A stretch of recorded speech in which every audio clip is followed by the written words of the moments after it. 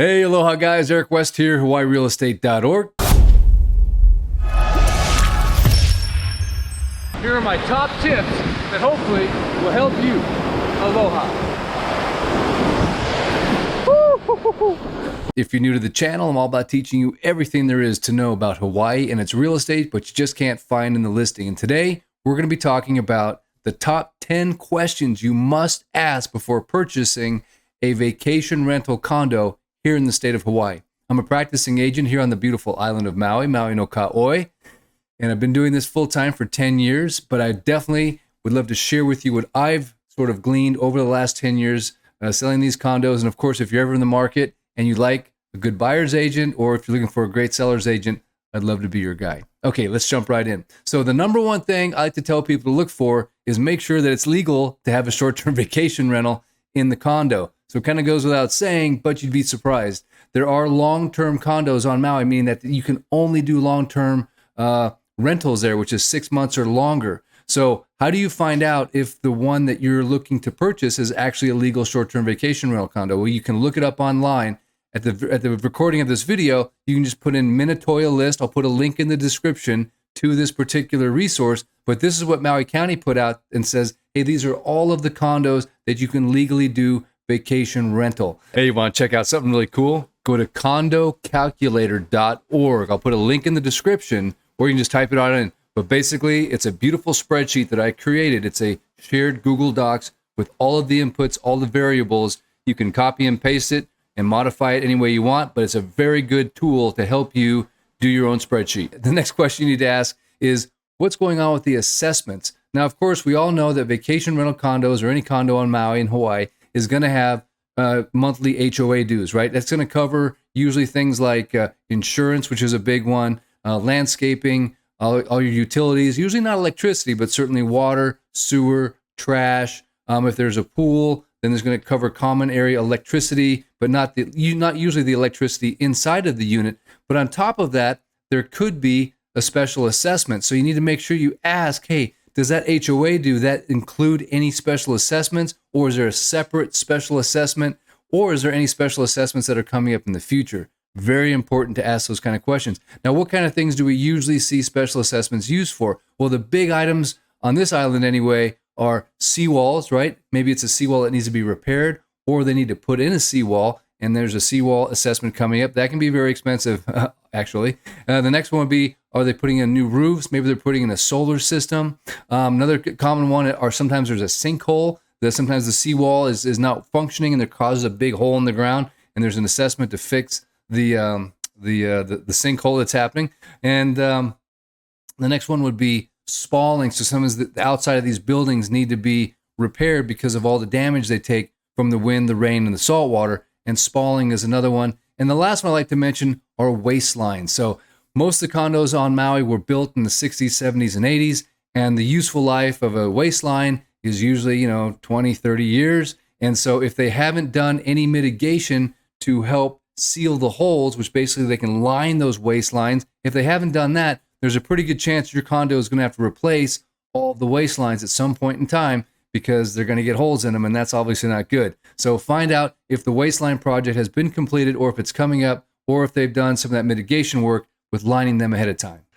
The next question you're going to want to ask is about financial performance. Obviously, the reason why a lot of people love buying these assets is because they perform well financially. Not only does the equity go up over time, but also you can rent these things out, obviously, to people that come here on vacation. The typical rate of return on these units is usually between 3 to 6% cash on cash. What does that mean? If you buy a condo for $1 million, 100,000, right back in the 80s, if you buy a condo for $1 million, you should bring to your bottom line money in your pocket $30,000 to $60,000 per year, and that's net of everything, including a 25% management fee. And by the way, yes, there are some great companies that do the job for 25%. I've got my personal favorite. I'm happy to share it with you.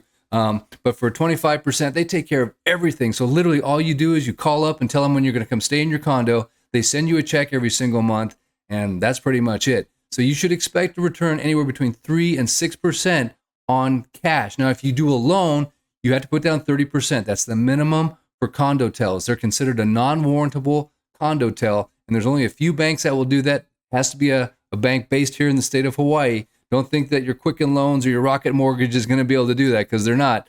And of course, if you need a good reference to a great lender here in the state of Hawaii, I work with some of the best as well. But that 30% down will result probably in a payment that you can pretty much offset with the income that the unit's going to be making. I like to tell people that you probably won't completely go into the black, right? You'll probably be in the red a little bit, but sometimes you will make a little bit of money with that 30% down. And if you put down 50% for that loan, then you're definitely going to be cash flowing. But essentially, the entire condo is going to be subsidized by people coming and staying in it over the years.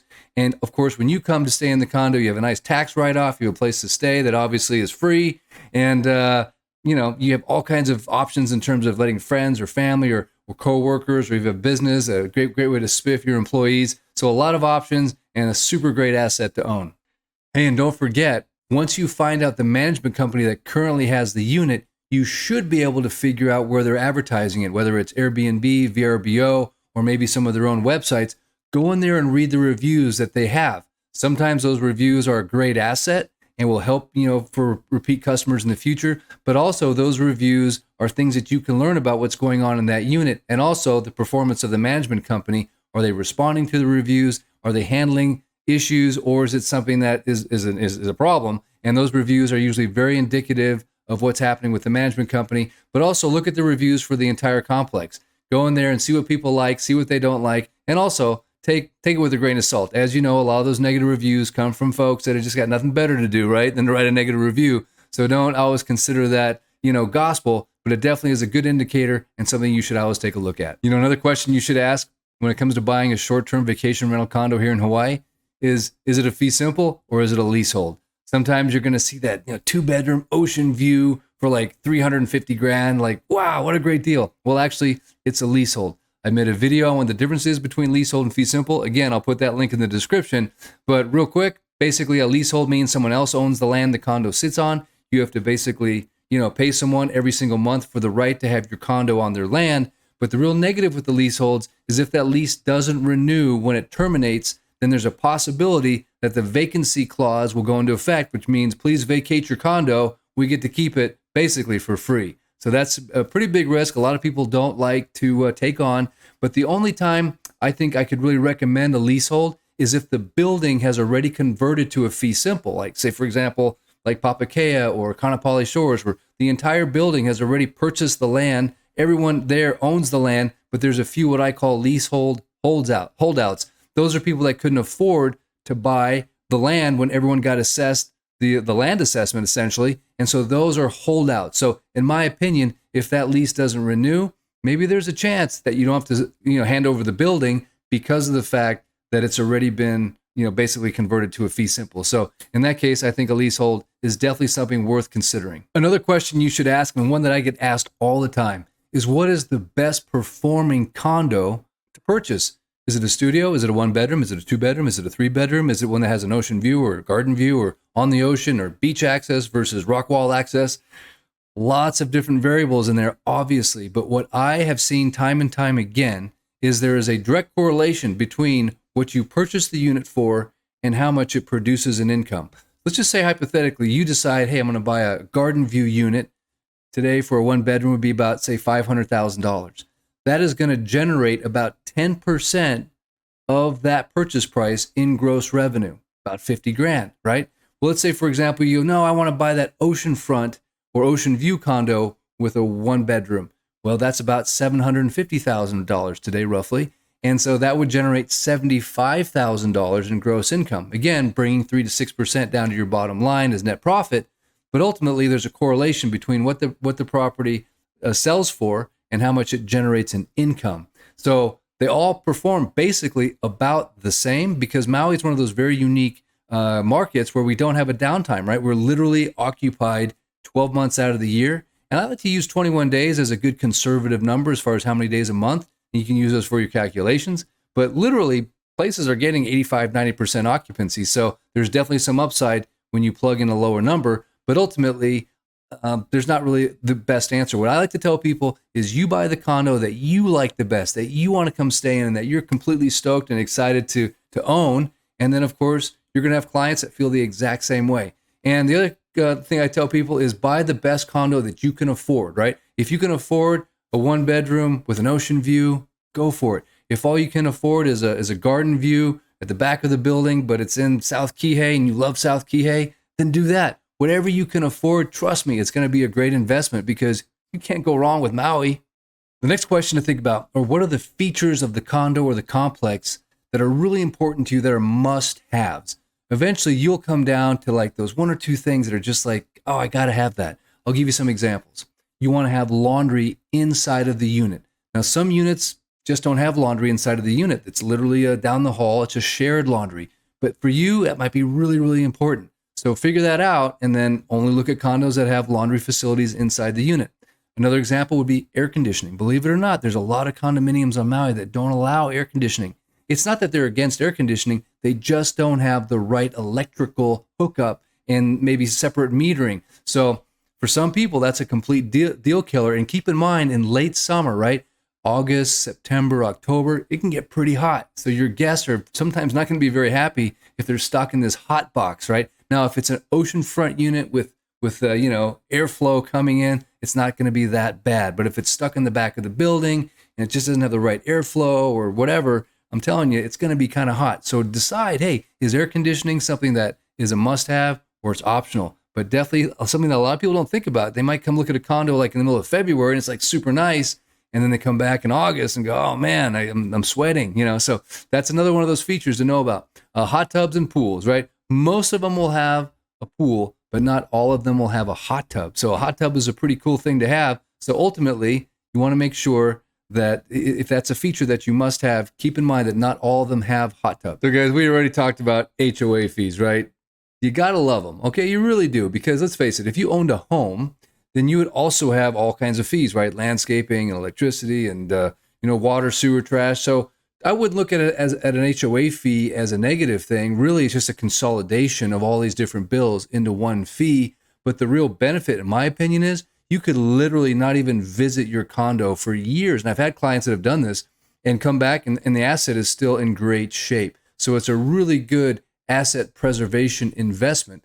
As I mentioned before, the cost is usually anywhere between $1 and $2 a square foot is kind of normal for short-term vacation rentals. Sometimes the long terms can be under $1 per square foot.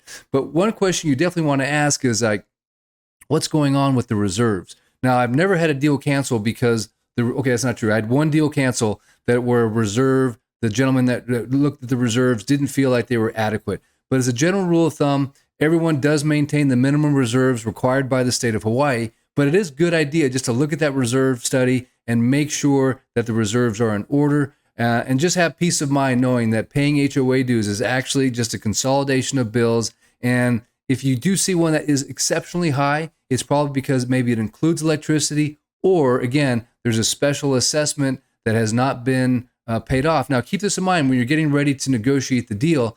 Sometimes a special assessment comes through and owners have the option just to pay the whole thing right away. So if you're buying a unit that's still paying on a special assessment, I would encourage you to try to get that paid by the seller because, hey, that's a bill that they should have paid when it came out, but maybe they didn't have the money or didn't feel like paying it right away, and now they're paying that in installments. That's definitely something that I consider asking, getting them paid at closing. And the final few questions to ask, and remember, Hawaii is a very small place, like a small town. Everyone kind of knows everybody. So who's the listing agent? Certainly, I would never call the listing agent and try to do a deal directly with them because remember, they work for the seller and their job is to negotiate the best price and the best deal for their client. And then secondly, you want to know how they do business. So make sure that the buyer's agent that you're working with knows other agents and how they operate. So that's really important. And I always say this, stay as close to the deal as you possibly can. Inquiring of that listing agent and just asking open-ended questions and seeing what you can gather is really an important step in the process. So if your buyer's agent isn't doing that, they could be missing a critical piece of information that can help you score the best deal. And the last thing would be the lender. A lot of people don't realize it, but Hawaii has a closed banking system. It's in our state constitution. You have to use a Hawaii-based lender. It's got to have a brick and mortar operation here. There are a few banks that can maybe do a deal or two a year here on a special exception that are from the mainland, but by and large, it's really important that you have a pre-approval letter if you're going to do a mortgage with a known good lender in the state of Hawaii. It's got to be in the state of Hawaii by the state constitution, but the lender that you use, it's really helpful that they're well known, have a good reputation. Why? Because the listing agent is going to see that pre-approval letter and be like, hey, who's this clown? We've never done business with them. I mean, who's it? Oh, Rocket Mortgage.